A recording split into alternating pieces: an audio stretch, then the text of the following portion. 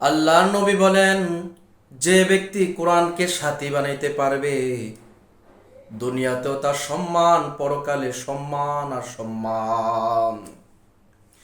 দুনিয়াতে এমপির সাথে সম্পর্ক করলে মানুষ দামি হয়ে যায়, মন্ত্রীর সাথে সম্পর্ক করলে দামি হয়ে যায়। আল্লাহ বলেন, কোন মানুষ যদি কোরআনের সাথে সম্পর্ক করে, দুনিয়াতে আমি তার সম্মান বাড়িয়ে দিব। দুনিয়াতে যতটুকু বাড়াইব, পরকালে তার চাইতে কয়েক হাজার গুণী বেশি বাড়িয়ে দিব। আল্লাহর রসুল বলেন, মানুষ যখন ইন্তেকাল করে সব কিছু তার নিঃশেষ হয়ে যায়, কিন্তু যারা কোরআনের সাথে বন্ধুত্ব করেছে, এই সম্পর্ক কোনোদিন আর নষ্ট হবে না। আল্লাহ রসুল বলেন, প্রত্যেকটা মাইয়েতকে যখন কবরে রাখা হবে, ইযা উসিয়াল মাইয়িতু ফি কবরিহি, মাইয়েতকে যখন কবরে রাখা হবে, যা আল কোরআন ইনদা রাসিহি, আল্লাহ রসুল বলেন, এই কোরআনটা তার জন্য একটা ফেরেশতার আকার ধারণ করে মাথার দিকে এসে বসবে। ওয়াসসালাতু আন ইয়ামিনিহি, দুনিয়াতে যারা সায়েম রোজাদার ছিল, আসসালাতু আন ইয়ামিনিহি, দুনিয়াতে যারা নামাজি ব্যক্তি ছিল, রসুল বলেন এই নামাজের পরিবর্তে আল্লাহ রাব্বুল আলামিন তার জন্য একটা ফেরেশতার আকার ধারণ করে তার ডান পাশে বসাবে। অসিয়ামু আন শিমালিহি,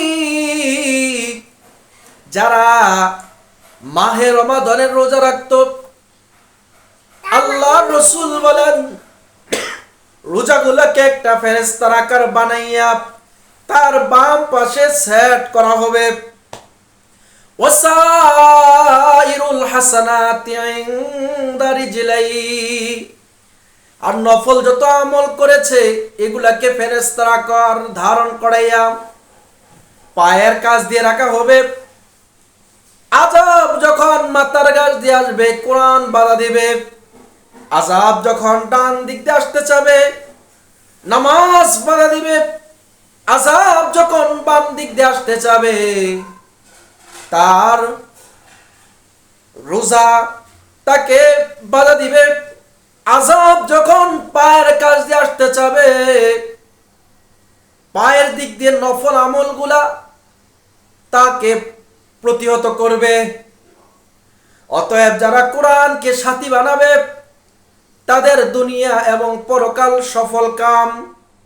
আল্লাহ রসুল বলেন, মান জাআলাল কুরআন আমামাহু কাদাহু ইলাল জান্নাহ, মান জাআলাল কুরআন, যে ব্যক্তি কোরআনকে আমামা সামনে রাখবে, কাদাহু ইলাল জান্নাহ, কোরআন তাকে জান্নাতে নিয়ে যাবে।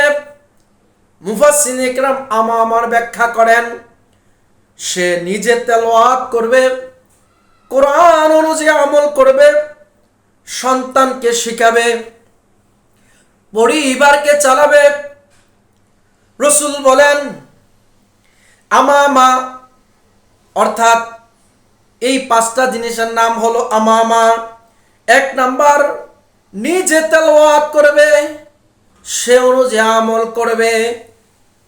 4 নাম্বার হলো সন্তানকে শিখাবে। 5 নাম্বার পরিবারকে শিখাবে। এই 5টা কাজ যারা করতে পারবে, রসুল বলেন কোরআন তাকে জান্নাতে পৌঁছাই দিবে। রসুল আকরাম সাল্লাল্লাহু আলাইহি সাল্লাম বলেন, মান জাআলাহু ওয়ারাআ যহরিহি সাকাতুহু ইলান নার, আর যে কোরআনকে পিছে ফেলাই দিবে, অর্থাৎ কোরআন তেলাওয়াত করবে না, কোরআনের সাথে সম্পর্ক রাখবে না, সন্তানদেরকে কোরআন শিখাবে না,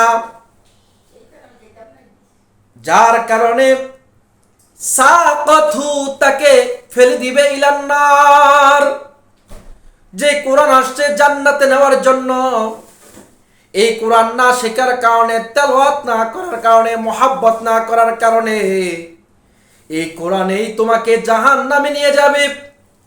এই জন্য কোরআনের সাথে বন্ধুত্ব, কোরআনের সাথে মোহাব্বত যত বেশি পয়দা করা যাবে, কোরআনের সাথে যত বেশি রিলেশন রাখে, যত বেশি তাল্লুক রাখা যাবে, আল্লাহ পাক তত বেশি সম্মান বাড়িয়ে দিবে।